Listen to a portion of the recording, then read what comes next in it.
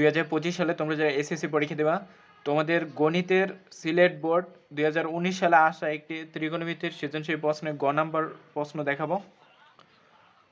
এখানে প্রশ্নটা লেখা আছে cosec theta plus cot theta ভাগ cosec theta minus cot theta সমান 2 প্লাস √3 ভাগ 2 মাইনাস √3 হলে এখান থেকে আমাদের থিটা মানটা বের করতে বলছে এবং বলা আছে যে থিটাটা সূক্ষ্মকোণ। যে কোণের মান 0 ডিগ্রি থেকে বড় এবং 90 ডিগ্রি থেকে ছোট তাকে আমরা সূক্ষ্মকোণ বলি। তো এখন এই প্রশ্নটা কিভাবে সমাধান করব?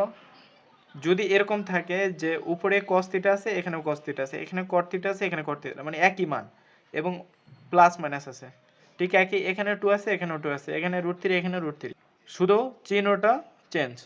তো এরকম থাকলে তোমাদের কাজ হচ্ছে প্রথমে যোজন বিয়োজন করবে। তো আমরা যোজন বিয়োজন কিভাবে করব?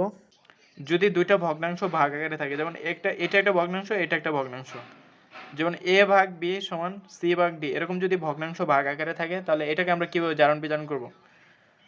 উপরেরটাকে আমরা বলি লব ভগ্নাংশের, আর নিচেরটাকে বলি হর। এটা লব, নিচেরটা হর।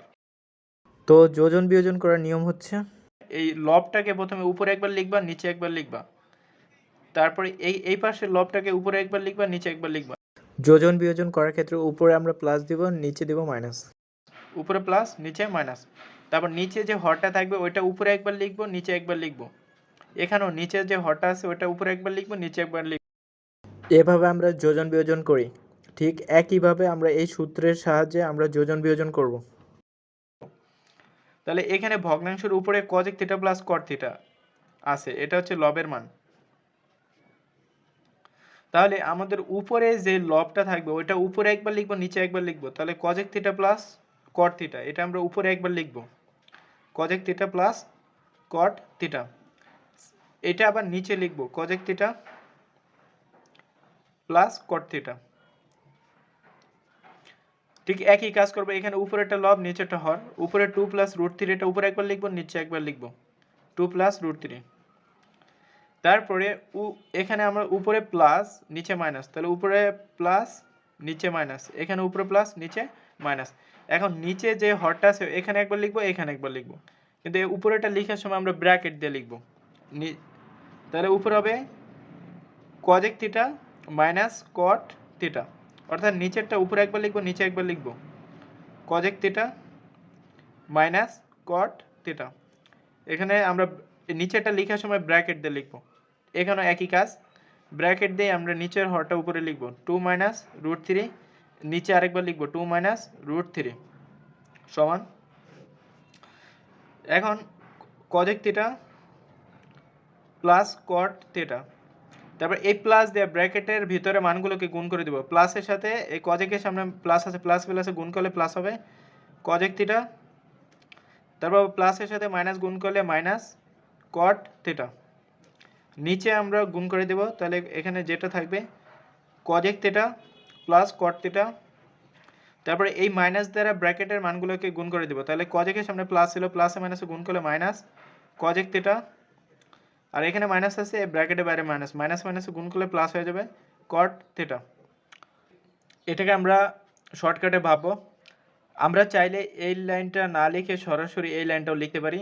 সেক্ষেত্রে এখানে যে প্লাস থাকবে, আমরা যে প্লাস দ্বারা নিচেরটাকে গুণ করব, নিচেরটাকে গুণ করলে এখানে সবগুলোর সামনে যে চিহ্নটা থাকবে প্লাস দ্বারা গুণ করলে ওই চিহ্নটাই বসবে। কিন্তু আমরা নিচে যে মাইনাস দ্বারা এই অংশটাকে গুণ করব, মাইনাস দ্বারা কোনো মানে গুণ করলে মাইনাস, আমরা যে নিচেরটাকে মাইনাস দ্বারা গুণ করব, মাইনাস দ্বারা গুণ করার ক্ষেত্রে সবগুলোর সামনের চিহ্নগুলো পরিবর্তন হয়ে যাবে। যেমন cosec-এর সামনে মাইনাস প্লাস ছিল, cosec-এর সামনে মাইনাস চলে আসবে, cot-এর সামনে মাইনাস ছিল, cot-এর সামনে প্লাস চলে আসবে। ঠিক একইভাবে আমরা এই বাম পাশের, ঠিক একইভাবে আমরা এই ডান পাশের অংশটাও করব শুরুতে। তাহলে 2 প্লাস √3, এখন প্লাস দ্বারা যদি এই ভিতরেটাকে গুণ করি তাহলে চিহ্ন পরিবর্তন হবে না। এখানে 2 এর সামনে প্লাস আসছিল, 2 এর সামনে প্লাস বসবে, আবার এই 3 এর সামনে √3 এর সামনে মাইনাস ছিল, √3 এর সামনে মাইনাসই বসবে। মাইনাস দ্বারা প্লাস দ্বারা গুণ করলে চিহ্ন পরিবর্তন হবে না। নিচেটা লিখি 2 প্লাস √3। এখন এখানে মাইনাস আছে, মাইনাস দ্বারা যদি এটা ব্র্যাকেটের ভিতরে মানগুলোকে গুণ করি তাহলে সবগুলো চিহ্ন পরিবর্তন হয়ে যাবে। 2 এর সামনে প্লাস ছিল, 2 এর সামনে হয়ে যাবে মাইনাস, আর 3 এর সামনে √3 এর সামনে মাইনাস ছিল, √3 এর সামনে হয়ে যাবে প্লাস। মাইনাস মাইনাসে গুণ করলে প্লাস, মাইনাসে প্লাসে গুণ করলে মাইনাস, এভাবে। উপরে এখানে কট থিটা প্লাস আছে, এখানে মাইনাস কট থিটা, তাহলে এটা কাটা যাবে। এখানে কজেক থিটা, এখানে কজেক থিটা, অর্থাৎ দুইটা কজেক থিটা আছে। তারপর নিচে আসি, এখানে কজেক থিটা মাইনাস আর এখানে প্লাস কজেক থিটা কাটা যাবে। কট থিটা 2 কট থিটা সমান মাইনাস √3 প্লাস √3 কাটা 2 আর 2 4। তারপরে নিচে -2 প্লাস 2 কাটা যাবে, এখানে একটা √3 এখানে একটা √3, তাহলে 2√3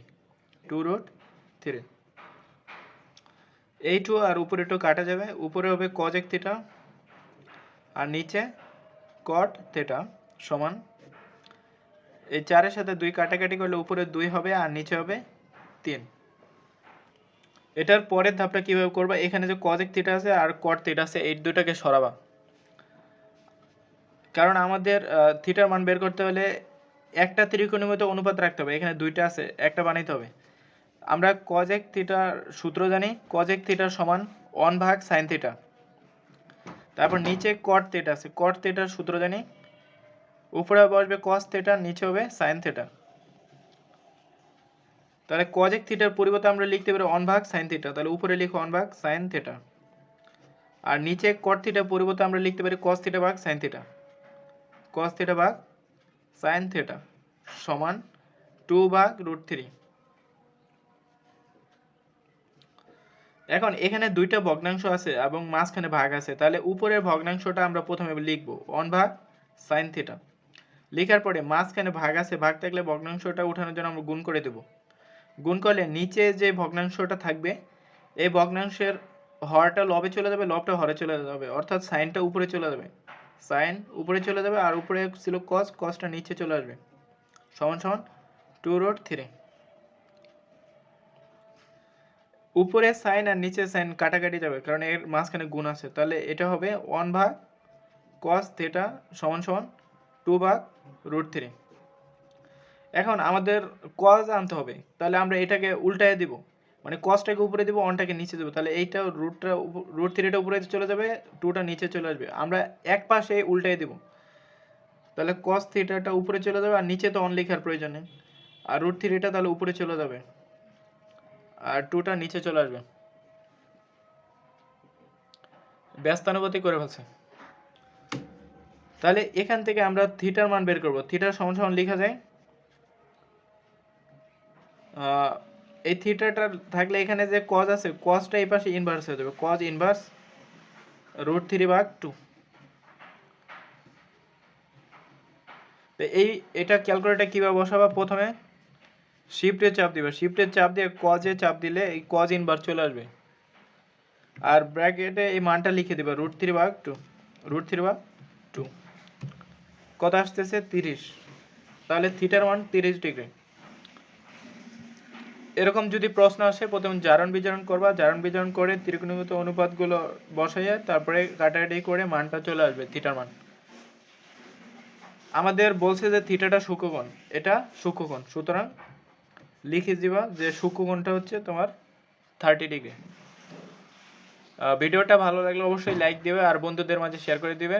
পরবর্তী ক্লাস ভিডিও পেতে চ্যানেলটাকে সাবস্ক্রাইব করে রাখো।